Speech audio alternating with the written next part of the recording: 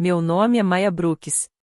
Tenho 31 anos, trabalho como analista sênior de compliance corporativo e fui criada por Elaine e Richard Brooks desde que tinha apenas 2 semanas de vida. No dia da minha última sessão de quimioterapia, minha mãe ficou ao lado da poltrona de tratamento, olhou nos meus olhos e disse friamente: "Chega. Não vamos mais sacrificar nossas vidas por você." Por um instante, achei que os remédios tivessem confundido minha audição. A bomba de infusão seguia funcionando normalmente, enfermeiros caminhavam pelo corredor iluminado e, do outro lado da sala, o sino que marcava o fim do tratamento aguardava o momento que eu havia esperado durante meses. Meu pai permanecia perto da porta, já de casaco, olhando para o chão sem dizer uma palavra. "Mãe, hoje é minha última sessão." Ela respondeu sem hesitar: "Eu sei. Mas há meses tudo gira em torno de você." Procurei o olhar do meu pai. "Pai." Ele levantou os olhos por um segundo, mas não teve coragem de me encarar. Minha mãe pegou a bolsa, respirou fundo e disse: "Não nos chame mais de seus pais." Em seguida, saiu da sala. Meu pai ficou parado por poucos segundos, tempo suficiente para eu acreditar que ele ficaria ao meu lado e diria que tudo aquilo era apenas o cansaço falando. Mas ele virou as costas e a acompanhou, deixando a cadeira de visitante vazia. As lágrimas não vieram imediatamente. Continuei olhando pela pequena janela da porta, esperando que um dos dois voltasse. Segurei firme o cobertor do hospital enquanto a medicação seguia sendo administrada como se nada tivesse mudado. Eles já haviam me ignorado antes, encerrado ligações, cancelado encontros e ficado dias sem falar comigo quando eu contrariava minha mãe. Mas nunca tinham me abandonado durante um tratamento contra o câncer nem declarado que eu não fazia mais parte da família. Nesse instante, meu celular vibrou. A mensagem era de Celeste Carter: "Já chegamos. René e Noah estão comigo. Fique tranquila, estaremos esperando lá embaixo." Celeste era minha mãe biológica. René era minha tia de sangue, e Noah, meu meio-irmão mais novo, cuja existência eu descobrira poucos meses antes. Eu havia encontrado minha família biológica 6 meses atrás, e Elaine e Richard não faziam ideia. Eles também não sabiam que aquelas 3 pessoas tinham viajado horas para estar presentes no fim do meu tratamento, nem que seus nomes já estavam autorizados como visitantes. Muito menos imaginavam que Celeste estava sentada no mesmo saguão para onde eles caminhavam naquele momento. O encontro que aconteceria naquele saguão mudaria para sempre a história das 2 famílias. Mas a decisão que realmente transformou tudo não foi a da minha mãe ao me abandonar. Foi a escolha que eu fiz logo depois que ela saiu daquela sala. Antes de contar como tudo aconteceu, inscreva-se no canal, ative as notificações e deixe seu like. Se você acredita que a verdadeira família se revela nos momentos mais difíceis da vida, vai entender por que os acontecimentos seguintes foram tão importantes. E, para compreender por que eu não corri atrás dos meus pais implorando para que voltassem, precisamos voltar 8 meses no tempo, ao dia em que um médico colocou uma pasta diante de mim e dividiu minha vida entre tudo que existia antes daquela consulta e tudo que veio depois. Até aquele momento, eu sempre tinha construído minha identidade em torno da responsabilidade. Como analista sênior de compliance, meu trabalho era encontrar inconsistências que passavam despercebidas pelos outros. Eu revisava documentos, acompanhava decisões e fazia perguntas difíceis sempre que os fatos não se encaixavam. No ambiente profissional, dúvidas despertavam minha curiosidade. Dentro da minha família, porém, elas me faziam permanecer em silêncio. O diagnóstico foi de linfoma de Hodgkin clássico em estágio 2. O médico explicou que eu enfrentaria vários meses de tratamento, seguidos por exames e um longo período de acompanhamento. Eu ouvia cada palavra, mas meu olhar insistia em voltar para a pasta que segurava no colo. A primeira pessoa para quem liguei foi minha mãe. Ela chegou ao Riverbend Cancer Center antes mesmo de eu terminar a conversa com a coordenadora do tratamento. Meu pai apareceu cerca de 20 minutos depois, carregando um caderno, 2 canetas e aquela expressão de quem acreditava que qualquer problema podia ser resolvido com organização. Minha mãe me abraçou no corredor e, logo em seguida, começou a assumir o controle de tudo. Queria cópias da agenda médica, os nomes de todos os especialistas e acesso ao portal online da paciente. Naquela mesma noite, criou um grupo da família e avisou que ela e meu pai passariam a administrar toda a minha jornada. Para quem observava de fora, aquilo parecia pura dedicação. Elaine tinha um talento especial para transformar controle em demonstração de carinho. antes de se aposentar, havia sido diretora de uma escola primária e carregava autoridade por onde passava. Sempre que entrava em uma sala, as pessoas esperavam que ela desse as instruções. Meu pai, contador reservado, quase nunca contrariava suas decisões. Sem perceber, eu havia aprendido a agir da mesma maneira. Fui adotada quando tinha apenas 2 semanas de vida. Durante toda a infância, ouvi essa história em aniversários, datas comemorativas, apresentações escolares e sempre que minha mãe achava que eu não demonstrava gratidão suficiente. Eles me escolheram. Me deram estabilidade. Fizeram inúmeros sacrifícios para que eu fosse sua filha. Ninguém dizia diretamente que eu tinha uma dívida com eles, mas essa obrigação estava presente em cada vez que a história era contada. Quando eu tinha 9 anos, perguntei se minha mãe biológica havia enviado alguma carta. Elaine passou o restante da noite em silêncio. Na manhã seguinte, meu pai disse que eu tinha magoado os sentimentos dela. Aos 14 anos, fiz a mesma pergunta novamente. Minha mãe respondeu que a mulher que me deu à luz jamais voltou à agência de adoção. Ela fez a escolha dela, disse Elaine. Nós fomos os que permanecemos. Depois daquele dia, nunca mais toquei no assunto. Nas primeiras semanas após o diagnóstico, aquelas antigas regras familiares ficaram ainda mais evidentes. Meu pai me levava para várias consultas, enquanto minha mãe assumia o controle de praticamente todas as decisões relacionadas ao tratamento. Minha mãe levava refeições que, na maioria das vezes, eu nem conseguia comer e enviava atualizações detalhadas para os parentes. Em cada mensagem, fazia questão de destacar a que horas havia acordado, quais compromissos tinha cancelado ou quantas horas passará no hospital ao meu lado. Sempre que alguém elogiava sua dedicação, ela encaminhava a mensagem para mim. Eu agradecia todas as vezes. Também agradecia ao meu pai por me levar às consultas, mesmo quando eu já tinha organizado meu próprio transporte. Se algum atendimento atrasava, eu ainda pedia desculpas e fazia questão de dizer que entendia como toda aquela situação também era difícil para eles. E a verdade era que eles realmente me ajudavam. Era justamente isso que tornava tudo tão confuso. O apoio existia, mas vinha acompanhado de um preço invisível. Eu morava sozinha, tinha plano de saúde pelo trabalho, estava afastada com licença médica, pagava minhas próprias contas e conversava diretamente com a equipe responsável pelo meu tratamento. Ainda assim, minha mãe agia como se a doença tivesse lhe dado o direito de controlar todos os aspectos da minha vida. Se eu recusava uma visita inesperada, ela dizia que eu a estava afastando. Se ia sozinha a uma consulta, afirmava que eu escondia alguma coisa. Se pedia para não publicar informações sobre meu estado de saúde, ela insinuava que eu tinha vergonha da família que me apoiava. Durante muito tempo, convencia a mim mesma de que aquilo era apenas medo. O câncer assustava todos ao meu redor, e minha mãe reagia tentando controlar tudo o que pudesse. Essa explicação parecia suficiente até o dia em que a coordenadora do tratamento me entregou um formulário sobre histórico médico familiar. Logo na primeira página havia perguntas sobre doenças cardíacas, problemas no sangue, casos de câncer e outras condições presentes entre meus parentes biológicos. Todos os campos estavam em branco. Tessa Morgan, uma das enfermeiras mais experientes do Riverbend, percebeu que eu permanecia olhando para aquelas perguntas sem responder. Ela perguntou com delicadeza se eu tinha acesso ao histórico médico da minha família biológica. Respondi que não. Em seguida, quis saber se meus documentos de adoção continham alguma informação útil e expliquei que meus pais sempre disseram que não havia nada relevante. Tessa não criticou ninguém.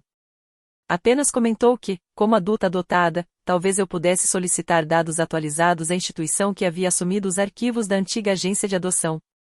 Naquela noite, coloquei o questionário sobre a mesa da cozinha e reli cada pergunta sem resposta. Durante 31 anos, aceitei aquele vazio como parte natural da minha história. Elaine sempre afirmara que não havia nada para descobrir porque minha mãe biológica havia desaparecido logo após meu nascimento. Mas, naquele momento, a falta dessas informações deixava de ser apenas uma curiosidade. Ela poderia influenciar diretamente minha saúde e a compreensão do meu próprio organismo. No trabalho, eu jamais aceitaria uma informação importante sem conferir os registros que a sustentavam. Em casa, porém, passei décadas acreditando em uma única versão sem nunca questioná-la. Fiquei observando a linha em branco destinada ao histórico médico da família biológica e senti, pela primeira vez, que havia uma rachadura na narrativa que sempre me contaram. Pela primeira vez, me perguntei se aquelas informações realmente não existiam ou se alguém simplesmente havia decidido que eu jamais deveria conhecê-las. Na manhã seguinte, comecei a procurar a instituição responsável pelos arquivos da agência de adoção que havia conduzido meu processo. Eu imaginava que seria algo simples, mas o caminho se mostrou muito mais demorado do que esperava. Enviei meus documentos de identificação, comprovante de idade, um pedido formal de informações médicas e um termo autorizando a instituição a entrar em contato com qualquer parente biológico que já tivesse permitido esse tipo de comunicação. Não contei nada para ninguém da minha família. Eu sabia que Elaine enxergaria aquela busca como uma acusação contra ela. Richard, por sua vez, provavelmente pediria que eu esperasse o fim do tratamento, o jeito discreto que sempre encontrava para me fazer desistir de alguma ideia sem dizer isso diretamente. 2 semanas se passaram. Nesse período, minha mãe me acompanhou a mais uma consulta, mas passou boa parte do tempo respondendo mensagens no grupo da família. Sempre que alguém elogiava sua dedicação, ela virava a tela do celular na minha direção para que eu lesse. Sua tia disse que não faz ideia de como estamos conseguindo enfrentar tudo isso. Era eu quem estava em tratamento, mas entendia perfeitamente o que minha mãe esperava ouvir. Sorri e respondi: tenho muita sorte por ter vocês. Imediatamente, ela relaxou. Nossa relação sempre funcionou daquela maneira. Ela oferecia ajuda, e eu reforçava a imagem de que sua dedicação era algo extraordinário. 3 dias depois, enquanto trabalhava de casa, recebi uma ligação de um número desconhecido. A mulher do outro lado da linha se apresentou como coordenadora responsável pelos registros da antiga agência de adoção. Depois de confirmar minha identidade, explicou que a instituição original havia sido encerrada e fez uma breve pausa antes de continuar. Encontramos o seu processo. Sentei-me imediatamente mais ereta. Há informações médicas nele? Perguntei. Sim. Existem várias atualizações. De quando são essas informações? A mais recente foi enviada no ano passado. Olhei para o formulário de histórico médico que continuava ao lado do meu computador. Isso não pode estar certo. Meus pais sempre disseram que nunca mais houve contato desde que eu era criança. Com muita calma, ela explicou que os registros continham atualizações periódicas enviadas por minha mãe biológica. Mais do que isso, ela havia mantido seu endereço e telefone sempre atualizados e assinado uma autorização permanente permitindo que eu entrasse em contato assim que atingisse a maioridade. Minha mãe biológica nunca tinha desaparecido. Ela havia permanecido acessível durante todos aqueles anos. A coordenadora não podia revelar todos os detalhes por telefone, mas confirmou um nome que eu jamais tinha ouvido dentro da minha própria casa: Celeste Carter. Depois que a ligação terminou, permaneci imóvel, tentando absorver tudo aquilo. No trabalho, quando encontrava alguma inconsistência, quase sempre existia uma explicação simples, um formulário desatualizado, um erro de cadastro ou um procedimento mal interpretado. Mas aquela diferença não era recente. Ela atravessava décadas da minha vida. Tentei imaginar todas as possibilidades. Talvez Elaine nunca tivesse sido informada sobre as atualizações. Talvez a agência não tivesse comunicado as mudanças. Talvez algum procedimento administrativo tivesse acontecido anos depois da adoção. Passei por todas as explicações possíveis, menos pela única que realmente me assustava, a possibilidade de que minha mãe sempre soubesse da verdade. A agência enviou um primeiro pacote de informações por meio de um portal seguro. O material continha dados médicos não identificáveis da minha família biológica e uma linha do tempo mostrando quando cada atualização havia sido registrada. Celeste tinha enviado informações diversas vezes ao longo dos anos. Os registros continuavam muito depois do período em que Elaine havia me dito que minha mãe biológica tinha desaparecido. Li aquela sequência de datas até os números começarem a se misturar diante dos meus olhos. Depois, abri o formulário de autorização de contato. Na parte inferior da página havia uma pergunta simples: eu permitia que a agência compartilhasse meu endereço de e-mail com Celeste? Minha mão ficou parada sobre a tela. Buscar informações sobre minha origem era uma coisa. Permitir que uma pessoa desconhecida entrasse na minha vida era algo completamente diferente. Eu estava enfrentando câncer, ainda tinha meses de tratamento pela frente e carregava a certeza de que meus pais adotivos enxergariam aquela busca como uma traição. Mas os documentos já haviam revelado uma verdade importante: alguém tinha mantido uma porta aberta durante todos aqueles anos. Assinei meu nome e cliquei em enviar. A primeira mensagem de Celeste chegou 4 dias depois. Ela não se apresentou como minha mãe. Não disse que tinha esperado por mim todos os dias da vida dela, nem tentou transformar aquele momento em uma história de destino ou reencontro perfeito. Ela apenas se apresentou, reconheceu que talvez eu quisesse apenas informações médicas e garantiu que respeitaria qualquer nível de contato que eu escolhesse. Aquela calma me passou mais confiança do que qualquer declaração emocional poderia ter passado. Respondi enviando 3 perguntas sobre o histórico de saúde da família. Ela respondeu todas antes mesmo de mencionar qualquer detalhe pessoal. Durante a semana seguinte, nossas conversas permaneceram cuidadosas. Celeste contou que tinha 51 anos e trabalhava como administradora de uma biblioteca pública. Explicou que tinha apenas 20 anos quando eu nasci, vivia em uma situação financeira instável e não tinha uma estrutura que considerava adequada para criar uma criança naquele momento. Ela acreditava que a adoção semi-fechada poderia me oferecer segurança, enquanto ainda permitiria que ela enviasse cartas e informações atualizadas por meio da agência. Então fiz a pergunta que carreguei comigo desde a infância. Por que você parou de tentar entrar em contato comigo? A resposta chegou na noite seguinte. Ela não tinha parado. Quando eu tinha 7 anos, a agência informou a Celeste que as preferências da minha família adotiva em relação à comunicação haviam mudado. As atualizações diretas deixaram de ser aceitas, mas Celeste continuou enviando informações médicas e mantendo seus dados atualizados, caso um dia eu tentasse encontrá-la. Ela não culpou Elaine. Não criou teorias. Não tentou influenciar minha opinião. Apenas apresentou os fatos e deixou que eu decidisse o significado deles. Li aquela mensagem várias vezes antes de responder. Uma semana depois, combinamos nossa primeira chamada de vídeo. Coloquei o notebook sobre a mesa da cozinha. Durante 10 minutos, ajustei a câmera, movi alguns papéis e pensei em cancelar tudo. Então a tela mudou. Celeste apareceu em um escritório tranquilo, cercada por estantes cheias de livros. Ela parecia tão nervosa quanto eu. Oi, Maia. Ouvir meu nome sendo dito pela voz dela teve um impacto maior do que eu esperava. Oi, Celeste. Seus olhos ficaram marejados, mas ela não transformou aquele momento em uma cena dramática.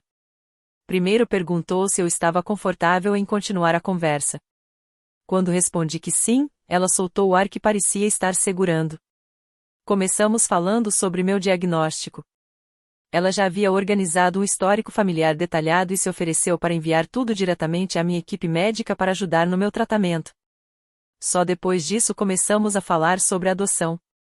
Eu preciso que você entenda uma coisa, disse Celeste. Eu não espero que você me dê nenhum título. Baixei o olhar. Você já tem pais, ela continuou. Qualquer tipo de relação que construirmos daqui para frente precisa ser uma escolha sua.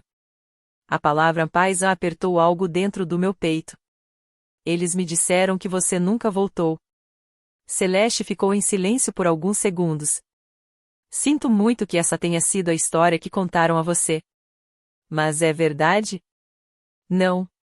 A resposta foi simples e calma, mas destruiu uma parte enorme daquilo que eu acreditava durante toda a minha vida.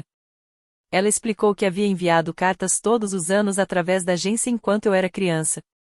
Algumas continham fotos, outras traziam atualizações sobre sua vida e seu trabalho. Mais tarde, ela também passou informações sobre René, sua irmã mais velha, e Noah, o filho que teve anos depois da minha adoção. Você alguma vez tentou me levar de volta? Não, respondeu Celeste. Eu fiz uma escolha pela adoção. Tentar tirar você da vida que tinha construído não seria justo com você. Eu só queria que você soubesse que nunca deixei de lembrar de você. Durante grande parte da minha vida, Elaine havia me apresentado apenas 2 opções: permanecer leal aos pais que ficaram comigo ou procurar alguém que supostamente tinha me abandonado. Mas a história de Celeste revelou uma terceira possibilidade. A adoção tinha sido real. A decisão dela também. Mas o vínculo que ela tentou manter vivo durante todos aqueles anos também era verdadeiro. Antes de encerrarmos a chamada, Celeste perguntou se poderia me enviar uma fotografia do ano em que eu nasci. Eu aceitei. A imagem chegou poucos minutos depois. Nela, Celeste estava sentada próxima a uma janela de hospital, com um cobertor dobrado sobre o colo. Seu rosto demonstrava cansaço e tristeza, mas seu olhar sobre o pequeno bebê em seus braços mostrava algo impossível de ignorar: cuidado. No verso da foto digitalizada, havia uma data e uma frase escrita à mão. Para Maia, se um dia ela vier me procurar. Naquele momento, compreendi algo que nunca tinha considerado antes: ser colocada para adoção e ser esquecida não eram a mesma coisa. Eu e Celeste continuamos conversando uma vez por semana. Ela nunca me procurava sem perguntar antes. Se eu demorava alguns dias para responder uma mensagem, ela não enviava várias cobranças querendo saber o motivo. Aquilo, por si só, já parecia estranho para mim. Elaine interpretava silêncio como falta de respeito. Celeste entendia silêncio como espaço. Depois de 6 semanas, decidimos nos encontrar pessoalmente em um café tranquilo, localizado no meio do caminho entre nossas cidades. Cheguei mais cedo e escolhi uma mesa perto da janela. Quando Celeste entrou, me reconheceu imediatamente, mas parou a alguns passos de distância, como se estivesse esperando minha permissão para se aproximar. Um abraço seria permitido? A pergunta quase acabou com a minha força para continuar mantendo a calma. Ninguém na minha família costumava perguntar antes de decidir o tipo de proximidade que eu deveria oferecer. Eles simplesmente assumiam que tinham esse direito. Eu fiz que sim com a cabeça. O abraço durou exatamente o tempo que eu permiti.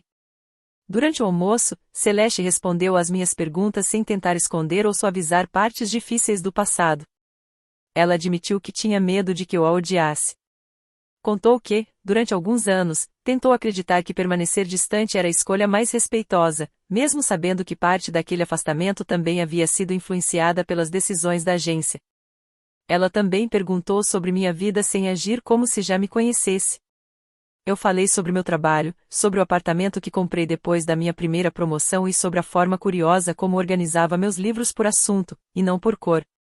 Ela sorriu. Essa última parte talvez seja algo de família.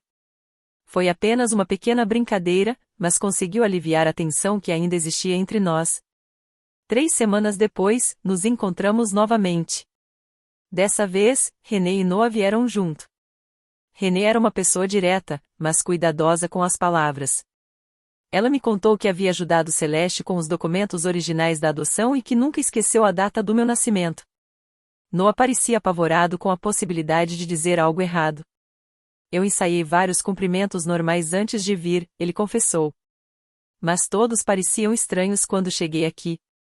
Eu ri antes mesmo de conseguir me controlar. E foi assim que começou minha relação com meu irmão. Não houve uma grande declaração emocionante ou um momento perfeito de filme. Foi apenas uma frase desajeitada que permitiu que nós dois fossemos humanos naquele momento. Eles não apareceram com presentes caros ou tentaram comprar uma conexão comigo. René trouxe cópias de várias fotos antigas da família e escreveu o nome de cada pessoa no verso. Noah me passou o número dele, mas fez questão de dizer que eu não precisava usar se não me sentisse pronta. Quando o encontro terminou, eles deixaram que eu fosse embora primeiro. Ninguém perguntou quando eu ligaria novamente. Ninguém exigiu uma prova de que aquele dia tinha sido tão importante para mim quanto era para eles. A diferença me acompanhou durante o caminho de volta para casa. Elaine sempre descreveu amor através dos esforços que queria que fossem reconhecidos. Celeste, René e Noah demonstravam esforço sem imediatamente apresentar uma cobrança em troca. Mesmo assim, eu me recusava a idealizá-los. 2 encontros não poderiam recuperar 31 anos perdidos. Ter o mesmo sangue não garantia segurança, assim como a adoção não significava uma ligação eterna. Mas eles estavam me oferecendo algo que meus pais raramente ofereciam: liberdade para escolher. Enquanto meu tratamento continuava, a distância entre Elaine e eu ficava cada vez mais evidente. Ela ainda comparecia a algumas consultas, mas seu apoio vinha acompanhado de comentários constantes sobre tudo o que a minha doença havia custado a ela. Ela havia perdido um almoço de aposentadoria. Cancelado um fim de semana com amigos. Passado horas pesquisando informações sobre meu tratamento que eu nunca tinha pedido.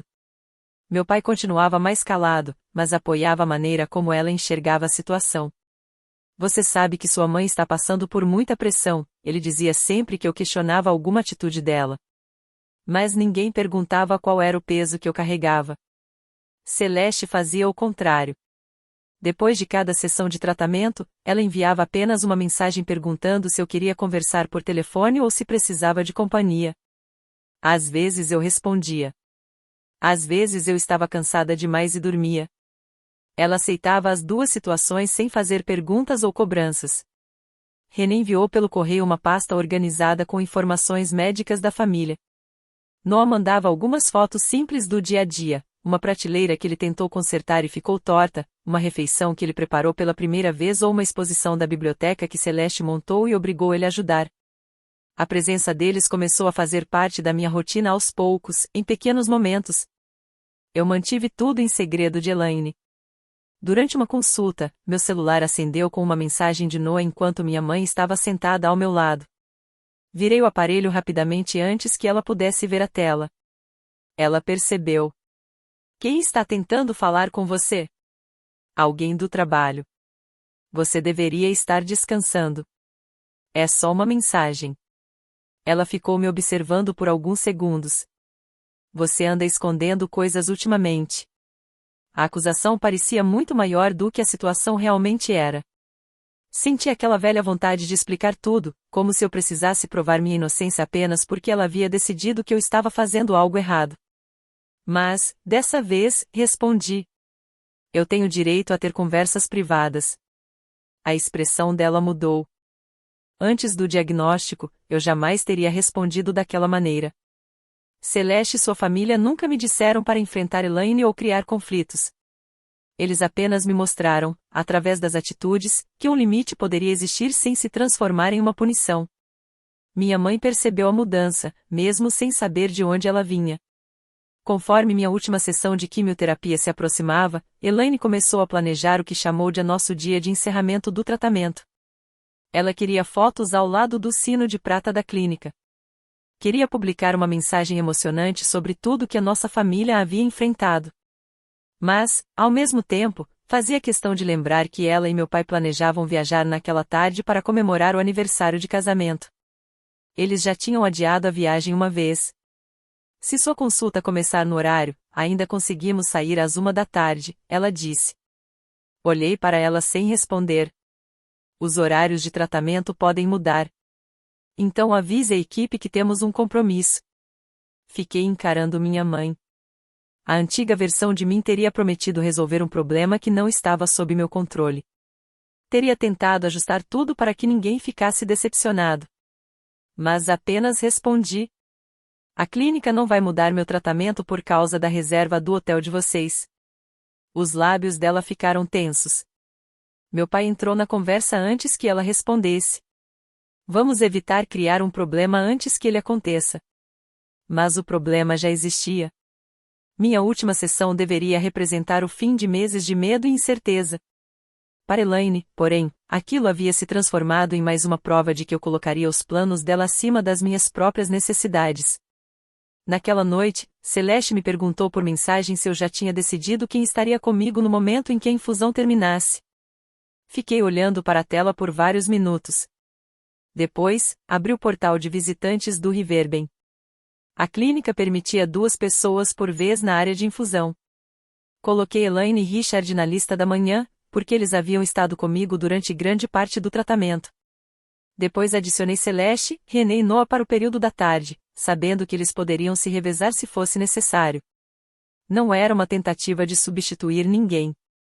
Era apenas a minha maneira de reconhecer todas as pessoas que tinham estado presentes naquela jornada. Eu queria que as pessoas que realmente estiveram ao meu lado pudessem testemunhar aquele momento importante. Também queria viver pelo menos um dia em que nenhuma das 2 famílias precisasse existir como um segredo. Ainda assim, organizei horários separados de visita, porque eu não conseguia imaginar contar tudo para Elaine antes. Na consulta seguinte, Tessa revisou a lista de visitantes comigo. Você decide quem entra, ela me lembrou. Se em algum momento mudar de ideia, basta avisar alguém da equipe. Agradeci. Então convidei Celeste. A resposta dela chegou quase imediatamente. Seria uma honra estarmos lá. Mas, se o dia ficar pesado demais para você, iremos embora sem fazer você precisar explicar nada. Li aquela frase 2 vezes. Elaine provavelmente teria interpretado um convite cancelado como uma rejeição ou uma humilhação. Celeste, por outro lado, deixou claro que o mais importante era como eu me sentiria, não o que ela esperava daquele momento. René organizou a viagem. Noah ajustou o horário de trabalho. Eles planejavam chegar pouco antes da 1 da tarde e esperar no saguão até que o Riverbend entrasse em contato. A organização deveria evitar qualquer encontro entre eles. Meus pais planejavam ir embora por volta de 1 hora. Minha família biológica chegaria justamente quando eles saíssem. Mas horários de hospital raramente seguem exatamente o planejado, e a possibilidade de os dois grupos se cruzarem ainda existia. Sempre que imaginava aquela cena, sentia um peso enorme de culpa. Não porque acreditasse ter feito algo errado, mas porque durante anos Elaine havia me ensinado a interpretar a raiva dela como uma prova de que eu estava errada. Pensei em cancelar a visita. Então Celeste enviou o documento atualizado do histórico médico que havia preparado para meu médico. Na primeira página, ela escreveu uma observação explicando que havia separado informações confirmadas de pontos que ainda não tinham certeza, para que minha equipe de saúde não tomasse decisões baseadas em suposições. Ela passou horas preparando algo importante e não pediu nenhum reconhecimento por isso. Mantive o nome dela na lista de visitantes. Pela primeira vez, eu não protegeria minha mãe de uma verdade sacrificando o apoio que eu precisava receber. 3 dias antes da última sessão de quimioterapia, Elaine ligou para confirmar todos os detalhes. Nós vamos buscar você às 7, ela disse. Sua consulta é às 8, e a enfermeira falou que a infusão deve terminar antes do meio-dia. Ela falava como se aquele horário fosse uma garantia. O hotel não vai manter nossa reserva depois das 4. Então você e seu pai podem ir embora quando precisarem. Fiquei em silêncio por alguns segundos. Você quer que a gente abandone você justamente no seu último tratamento? A ironia da pergunta era tão evidente que quase ri, mas o tom dela deixou claro que não era uma brincadeira. Eu só estou dizendo que não vou ficar chateada se vocês precisarem ir embora. Eu não controlo quanto tempo o tratamento vai durar. Depois de tudo que fizemos, você deveria querer que estivéssemos lá? Eu quero. Eu só não consigo controlar o tempo da sessão. Minha mãe suspirou como se eu estivesse escolhendo não entender. Seu pai e eu colocamos nossas vidas em pausa por meses. Um único dia, Maia. Estamos pedindo que você torne esse dia mais fácil para nós. Eu não lembrei a ela que aquele dia deveria ser sobre o fim da minha quimioterapia. Mais tarde, meu pai ligou. Sua mãe está se sentindo desvalorizada. Eu estou fazendo o tratamento contra o câncer, pai. Eu não posso garantir um horário exato para terminar. Ninguém está pedindo que você garanta nada. Só tenta não dificultar as coisas. Não havia resposta que fizesse ele perceber o peso daquilo que tinha acabado de dizer. Na noite anterior à consulta, organizei meus documentos de identificação, a lista de medicamentos e as informações dos visitantes dentro de uma única pasta. Meu formulário de contato de emergência ainda tinha o nome de Elaine em primeiro lugar e Richard em segundo. Fiquei olhando para aqueles nomes por mais tempo do que deveria. Apesar de todos os conflitos, uma parte de mim ainda acreditava que pais eram permanentes. Eles poderiam ficar magoados, se afastar emocionalmente ou me punir com silêncio. Mas, em algum momento, a palavra família faria com que voltassem. Celeste enviou uma última mensagem naquela noite. Vamos fazer o check-in lá embaixo e esperar. Amanhã é o seu dia. Desliguei o celular e tentei dormir. Pela manhã, percebi que estava menos assustada com o tratamento em si do que com todas as pessoas que estariam envolvidas naquele momento. Elaine e Richard chegaram ao meu apartamento exatamente às 7 horas. Minha mãe carregava um balão e uma sacola de presente que pretendia usar na foto que planejava publicar depois. Meu pai colocou minha pasta de tratamento no carro e olhou o relógio 2 vezes antes mesmo de chegarmos ao Riverbend. Dentro do centro de infusão, Elaine perguntou a Tessa quando eu terminaria. A enfermeira explicou que a liberação dos exames e a preparação da medicação poderiam alterar o horário, mas que havia apenas uma previsão aproximada. Mas aproximadamente quando? É o máximo que conseguimos informar. Minha mãe deu um sorriso educado, mas percebi a tensão em seu rosto. A cadeira de visitante ao meu lado era a mesma que mencionei no início dessa história. Elaine colocou sua bolsa nela enquanto meu pai ficou próximo à janela respondendo mensagens. Durante a primeira hora, tudo parecia sob controle. Minha mãe tirou fotos do balão ao lado do sino de prata. Depois pediu para Tessa tirar uma foto dos três juntos antes do início do tratamento. Eu não quero tirar fotos agora. Mas essa é a última. Eu sei. A decepção apareceu no rosto dela, mas ela não respondeu. Então a clínica informou que a infusão começaria mais tarde do que o previsto. Era apenas um atraso normal, nada urgente, mas suficiente para mudar a previsão de término para o período da tarde. Elaine imediatamente pegou o telefone e ligou para o hotel. Meu pai saiu para o corredor e voltou com aquela mesma expressão fechada que ele usava quando já tinha escolhido ficar do lado dela. Eles vão liberar o quarto se chegarmos tarde demais, ele disse. Vocês podem ir embora quando precisarem, respondi. Elaine me encarou. E deixar todo mundo pensar que abandonamos você no seu último tratamento? Isso não é sobre o que as pessoas vão pensar. É fácil dizer isso quando não é você que está sendo julgada. Nesse momento, Tessa entrou para verificar a linha da infusão e percebeu imediatamente o clima pesado. Você gostaria de alguns minutos sozinha? Minha mãe respondeu antes que eu pudesse falar. Estamos bem. Olhei para Tessa. Alguns minutos ajudariam. A expressão de Elaine mudou novamente. Tessa pediu que meus pais aguardassem na área da família enquanto ela terminava os preparativos. Minha mãe pegou a bolsa com um movimento brusco e saiu sem dizer uma palavra. Quando Tessa terminou, abaixou o tom de voz. Você pode alterar sua lista de visitantes a qualquer momento. Eu sei. Você se sente segura continuando assim? Sim. E dessa vez, a resposta era completamente verdadeira. Meus pais não estavam ameaçando minha segurança física. Eles estavam ameaçando algo muito mais antigo, a crença de que eu só poderia continuar sendo filha deles se eu me tornasse alguém fácil de lidar, alguém que nunca causasse desconforto. Quando voltaram para a sala, Elaine não se sentou. Ficou parada ao lado da cadeira vazia, segurando o casaco em um dos braços. Precisamos ir embora às 13h30, ela disse. Diga para eles que você vai terminar sem a gente. Eu já disse que vocês podem ir. Esse não é o ponto. Então qual é? Ela estreitou os olhos. Naquele momento, a discussão deixou de ser sobre o hotel. Nunca foi realmente sobre o hotel. Era sobre se eu iria me desculpar por precisar de um tratamento que não seguia o cronograma que ela queria controlar. Meu pai tentou acalmar a situação. Maia, apenas diga para sua mãe que você agradece por ela estar aqui. Eu agradeci vocês dois durante meses. Elaine cruzou os braços. Não foi isso que ele pediu. Olhei para os dois. A bomba de infusão continuava funcionando ao meu lado. O sino de conclusão do tratamento ainda era visível pelo corredor aberto.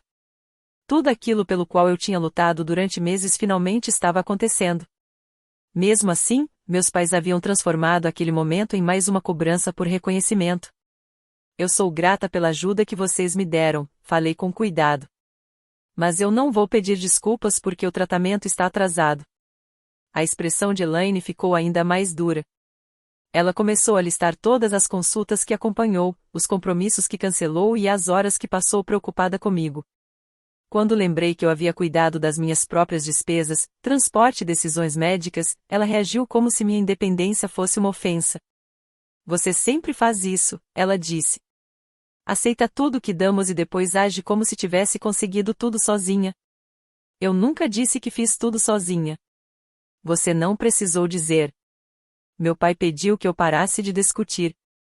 Foi naquele momento que entendi algo importante. Ele não tinha entrado naquela conversa para me proteger. Ele estava tentando fazer com que eu cedesse rápido o suficiente para que os planos deles continuassem intactos. Então minha mãe disse as palavras que contei no início. Ela afirmou que estava cansada de sacrificar a própria vida por mim.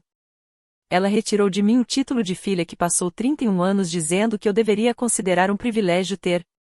Meu pai não a contrariou. Ele fechou o casaco. Ainda perguntei uma última vez. Você realmente vai embora? Ele olhou para o corredor e respondeu. Você foi longe demais com ela. Então saiu atrás da minha mãe. A porta se fechou. Durante alguns segundos, tudo que ouvi foi o som dos equipamentos ao meu redor. Eu tinha imaginado muitos cenários para o meu último tratamento. Alguns envolviam alívio. Outros, medo dos exames que viriam depois. Nenhum deles envolvia assistir meus dois pais indo embora porque eu me recusei a pedir desculpas por estar doente. Tessa voltou e encontrou a cadeira de visitante vazia. Ela não pediu que eu justificasse nada. Não perguntou quem estava certo ou errado. Apenas verificou se eu ainda queria continuar o tratamento e ofereceu ajuda da equipe de apoio do Riverbend. Eu preciso de 1 minuto, respondi. Ela concordou e me deu esse tempo. Meu primeiro impulso foi ligar para meu pai. Imaginei dizendo que sentia muito, mesmo sem saber exatamente pelo que eu estaria pedindo desculpas. Imaginei pedindo que ele voltasse sozinho. Imaginei prometendo para minha mãe que ninguém jamais descobriria o que ela havia dito naquele dia. Mas aquele impulso não vinha do amor. Vinha de anos de condicionamento. Durante toda a minha vida, sempre que alguém se afastava, o momento de reconciliação acontecia quando eu aceitava a culpa pelo afastamento. Minha mãe ameaçava criar distância, e eu era quem precisava reconstruir a ponte abrindo mão de algo meu. Meu celular vibrou. A mensagem de Celeste ainda estava aberta na tela. Já fizemos o check-in. René e Noah estão comigo. Não tenha pressa. Leve o tempo que precisar. 3 pessoas estavam no andar de baixo esperando apenas minha permissão para me apoiar. 2 pessoas tinham acabado de sair, esperando que eu fosse atrás delas. Pela primeira vez, percebi que aquelas 2 situações não eram apenas acontecimentos diferentes. Elas representavam 2 formas completamente opostas de entender o que significa ser família. Alguns minutos depois, Tessa voltou. Você quer que eu chame seus próximos visitantes? Olhei para a cadeira vazia. Sim. E seus pais? A pergunta apertou meu peito. Retire os 2 da lista. Tessa não me parabenizou, nem tratou aquela decisão como uma forma de vingança. Ela apenas confirmou meu pedido e atualizou o sistema. O hospital não estava escolhendo uma família no lugar da outra. Eu estava fazendo essa escolha. Antes que Celeste chegasse à área de infusão, meu telefone tocou. Era Elaine. Por um instante, pensei em deixar a chamada desaparecer. Então percebi que o encontro no saguão provavelmente já havia acontecido. Atendi. Quem são essas pessoas? A voz da minha mãe estava alta o suficiente para eu ouvir o eco do ambiente ao redor dela. Que pessoas? Uma mulher chamada Celeste Carter está lá embaixo dizendo que veio ver você. Fechei os olhos. Elaine lembrava do nome. Durante anos, ela havia dito que Celeste não fazia mais parte da minha história. Mas reconheceu quem ela era imediatamente. Eu convidei ela. Você fez o quê? Ela é minha mãe biológica. Eu sei quem ela é. Aquelas 5 palavras revelaram muito mais do que Elaine provavelmente pretendia. Ao fundo, ouvi meu pai pedindo para ela abaixar a voz. Outra pessoa, com um tom profissional, parecia pedir que eles se afastassem da recepção. Minha mãe ignorou. Você planejou isso pelas nossas costas. Eu organizei visitantes para o meu tratamento. Depois de tudo que fizemos por você, você trouxe aquela mulher para cá. Você me disse para não chamar mais vocês de meus pais. Eu estava com raiva. Mas vocês foram embora mesmo assim. Nós vamos voltar para aí. Não. A palavra saiu da minha boca antes que o medo pudesse me impedir. O silêncio do outro lado foi imediato. Você não está falando sério, Elaine disse. Eu retirei vocês da lista de visitantes. A respiração dela mudou. Você está escolhendo estranhos em vez de nós. Não. Estou permitindo que as pessoas que vieram me apoiar entrem na sala depois que vocês escolheram sair dela. Meu pai pegou o telefone. Maia, isso já passou dos limites. Eu concordo. Deixe a gente subir para conversarmos em particular. Vocês tiveram essa oportunidade. Nós não sabíamos que você tinha planejado uma emboscada. Não houve emboscada. Eles estavam agendados para a tarde. Ele baixou o tom de voz. Sua mãe está humilhada. Olhei novamente para a cadeira vazia. Eu estou recebendo minha última sessão de quimioterapia e a sua maior preocupação é que minha mãe esteja envergonhada?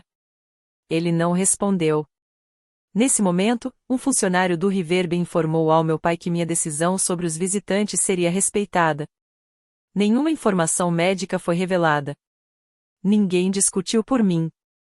A equipe apenas garantiu que a escolha que eu havia feito fosse cumprida. Meu pai perguntou: Você realmente entende o que está fazendo? Pela primeira vez, eu entendia. Sim, respondi. Eu entendo. Encerrei a ligação. Mais tarde, Celeste me contou o que havia acontecido antes de subir para a área de tratamento. Elaine e Richard chegaram ao saguão enquanto Celeste, René e Noah aguardavam perto da recepção usando crachás de visitantes com o meu nome. Celeste reconheceu Elaine por causa de uma antiga fotografia da adoção. Elaine também a reconheceu. Nenhuma das duas precisou ser apresentada. Minha mãe parou tão de repente que meu pai quase esbarrou nela. Quando a recepção informou a Celeste que ela poderia subir, Elaine tentou acompanhá-la. Mas a equipe verificou a lista atualizada de visitantes. Apenas as pessoas que eu havia autorizado puderam passar. A mudança de poder naquela situação não aconteceu porque Celeste confrontou minha mãe. Ela nunca levantou a voz. Nunca tentou vencer uma discussão. A verdadeira mudança aconteceu quando Elaine percebeu que a filha que ela tinha acabado de abandonar já não estava mais sozinha o suficiente para ser controlada pelo medo de perder a família. Quando Celeste entrou na sala de tratamento, parou perto da porta. René e Noah ficaram alguns passos atrás dela. Ninguém correu até mim. Ninguém tentou ocupar a cadeira vazia. Celeste olhou para o meu rosto e percebeu que algo sério tinha acontecido, mas não perguntou nada na frente de todos. Você ainda quer que a gente fique aqui? Eu apenas assenti. Só então ela se aproximou. Colocou uma mão sobre o encosto da cadeira de visitante. Eu posso me sentar? Pode. Aquela simples pergunta carregava mais emoção do que qualquer discurso poderia carregar. Celeste sentou ao meu lado. René ocupou o segundo lugar permitido, enquanto Noah esperou do lado de fora até chegar sua vez de entrar. Durante alguns minutos, quase não falamos. O alívio de vê-los ali não apagava a dor de ter visto meus pais saírem pela porta. Eu estava grata e destruída ao mesmo tempo. As duas coisas existiam juntas. Celeste permitiu que eu sentisse ambas. Você não precisa tornar isso mais fácil para nós, ela disse. Minha mãe havia passado meses tentando fazer com que eu tornasse minha doença mais fácil para ela lidar. Celeste não estava pedindo nada.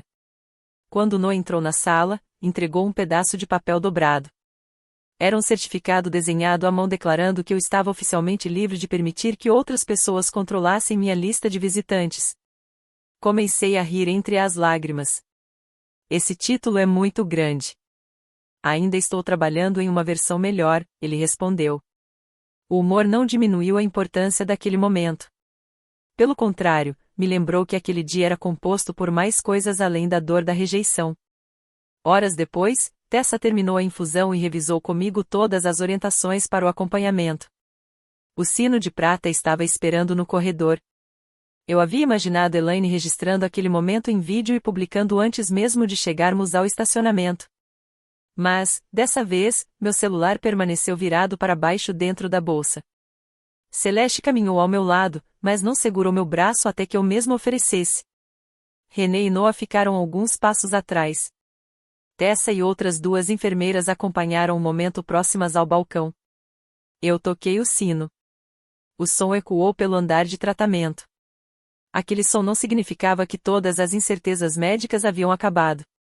Ainda existiam exames, consultas de acompanhamento e novas etapas pela frente. Significava que eu havia concluído o ciclo planejado de tratamento. Mas também representava o fim de algo que eu nunca imaginei encerrar naquele dia, os anos em que eu corria atrás de pessoas sempre que elas usavam distância e silêncio para me controlar. Depois, Celeste perguntou: O que você precisa? Não perguntou o que poderia anunciar para os outros. Não perguntou para onde deveria me levar. Não decidiu por mim. Ela perguntou o que eu precisava. Respondi que queria voltar para meu apartamento e descansar. Ela providenciou comida, confirmou que eu tinha transporte e ficou em um hotel próximo, sem presumir que deveria entrar na minha casa ou ocupar um espaço que eu não havia oferecido. René falou comigo naquela noite para saber como eu estava. Noah enviou uma nova versão revisada do certificado. E Celeste mandou apenas uma mensagem. Estou aqui quando você precisar. Estou aqui quando você precisar de mim. Descanse. Naquela noite, meus pais adotivos enviaram 17 mensagens. Eu não li nenhuma delas. Na manhã seguinte, finalmente abri as conversas. A primeira versão de Elaine sobre o que havia acontecido era que ela havia falado por causa do cansaço. Na segunda mensagem, afirmou que a presença de Celeste provava que eu tinha manipulado toda a situação. Na terceira, disse que nenhum pai razoável conseguiria permanecer calmo diante de uma traição como aquela. Em nenhum momento ela reconheceu que havia me abandonado emocionalmente durante o meu tratamento. As mensagens de Richard eram mais curtas. Ele dizia que todos estavam abalados, que emoções fortes tinham tomado conta da situação e que todos haviam cometido erros. Pediu que eu ligasse para que pudéssemos deixar aquilo para trás. Respondi apenas uma vez. Expliquei que qualquer possibilidade de reconstruir nossa relação dependeria de 3 coisas: um reconhecimento sincero do que eles tinham feito, respeito pelo meu direito de conhecer minha família biológica e acompanhamento terapêutico antes que eles voltassem a ter qualquer participação na minha vida médica. Elaine respondeu em poucos minutos. Disse que minhas condições eram ofensivas. Afirmou que pais não deveriam precisar provar que mereciam um lugar que já haviam conquistado através de anos de sacrifício. Aquela frase me mostrou que uma reconciliação ainda não era possível. Uma semana depois, a agência liberou o restante dos documentos da adoção. O arquivo continha cópias das cartas anuais enviadas por Celeste. Algumas eram apenas pequenas atualizações. Outras falavam sobre seu trabalho, mudanças na família e informações médicas que ela queria que eu tivesse acesso. Nenhuma delas pedia que eu fosse devolvida a ela. Todas terminavam com uma mensagem parecida. Se um dia Maya quiser me procurar, ela poderá entrar em contato comigo. Então encontrei o documento enviado quando eu tinha 7 anos. Elaine havia solicitado que a agência parasse de encaminhar as cartas pessoais de Celeste. O motivo registrado era que perguntas sobre minha família biológica estavam causando instabilidade emocional dentro da casa dos Brooks. O nome de Richard aparecia logo abaixo do dela, confirmando que ele tinha visto e aprovado o pedido. Meus pais não apenas acreditaram que Celeste tinha desaparecido. Eles fecharam o caminho que permitia a comunicação e depois usaram esse silêncio como prova de que ela nunca havia se importado. Enviei uma cópia do documento para Richard. 1 hora depois, ele ligou. Dessa vez, eu atendi. Ele ficou em silêncio por alguns segundos. Eu sabia que sua mãe tinha pedido para interromper as cartas. E você concordou? Sim. Por quê? Ele explicou que Elaine tinha medo de que manter contato com Celeste impedisse que eu criasse um vínculo completo com eles. Ele disse a si mesmo que eu era pequena demais para entender. Mas, com o passar dos anos, admitir a verdade ficou cada vez mais difícil. Então você deixou que eu acreditasse que tinha sido esquecida? Eu achei que estávamos protegendo a família. Qual família? Ele não respondeu. Perguntei se Elaine sabia que Celeste continuava atualizando os registros. Richard admitiu que a agência havia informado os dois. Aquela descoberta eliminava qualquer possibilidade de ser apenas um mal-entendido. Não era uma falha de comunicação. Era uma decisão repetida durante décadas. Eu sinto muito, ele disse. O pedido de desculpas teve algum peso porque, pela primeira vez, ele não culpou Celeste, não disse que o documento era falso e não tentou fugir da responsabilidade. Mas uma frase honesta não conseguia apagar 31 anos de silêncio. Também não apagava a escolha que ele fez naquele hospital. Eu ouvi o que você disse, respondi. Mas isso não significa que tudo vai voltar ao normal. Eu entendo. Pela primeira vez, acreditei que talvez ele realmente entendesse. Elaine, porém, não reagiu com a mesma sinceridade. Ela acusou Celeste de usar minha doença para me afastar dela. Enviou versões incompletas da história para parentes e apresentou meus limites como uma prova de que o tratamento havia afetado meu equilíbrio emocional. Eu me recusei a discutir dentro do grupo da família. Saí da conversa. Depois, bloqueei o número de Elaine. Não houve confronto público. Não houve uma grande vingança ou uma cena dramática. Ela continuou com sua casa, seu casamento e a imagem perfeita que sempre fez questão de preservar. O que ela perdeu foi o acesso à minha vida. E essa consequência não veio de uma punição minha. Foi resultado das próprias escolhas que ela fez. Nas semanas seguintes, comecei a mudar todas as questões práticas que ainda presumiam que meus pais estariam sempre presentes. Retirei Elaine e Richard da minha ficha de contato de emergência. Cancelei o acesso deles ao meu portal médico e substituí as autorizações antigas relacionadas aos meus cuidados de saúde. Richard enviou pelo correio os documentos pessoais que eu ainda mantinha guardados na casa deles. Junto com eles, colocou uma carta reconhecendo que o silêncio dele havia protegido Elaine várias vezes, mesmo que isso tivesse acontecido às minhas custas. Ele não pediu que eu o perdoasse. Respondi apenas confirmando que havia recebido tudo. Foi o único contato que tivemos durante vários meses. A família de Celeste continuou agindo com cuidado. Celeste ligava uma vez por semana, a menos que eu pedisse mais tempo. René me convidou para um almoço em família, mas deixou claro que eu poderia recusar sem que isso mudasse nada. Noah continuou enviando mensagens simples sobre coisas comuns, que não tinham relação com adoção ou câncer. Eles nunca exigiram que eu demonstrasse gratidão por tudo que faziam.